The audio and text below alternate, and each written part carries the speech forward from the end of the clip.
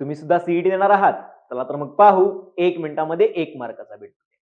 आज आपल्याला डिस्कस करायचं आहे केमिकल कायनेटिक्स मधला असा पॉइंट ज्यावरून हमखास 100% सीईटी मध्ये एक क्वेश्चन विचारला जातो.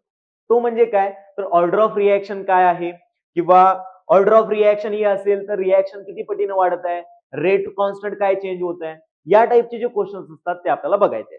सगळ्यात पहिला कन्फ्युजन दूर करा. ऑर्डर ऑफ रिएक्शन आणि मॉलिक्युलरिटी हे दोन वेगवेगळे टाइप्स आहेत.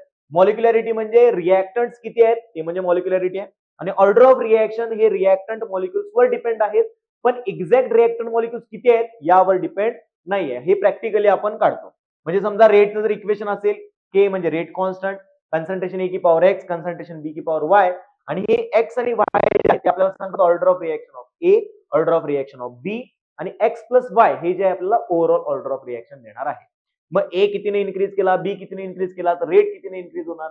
या टाइपचे क्वेश्चन सोडवण्यासाठी तुम्हाला जर प्रॉब्लेम होत असेल तर आजच या चॅनेलला फॉलो करा आणि सबस्क्राईब करा.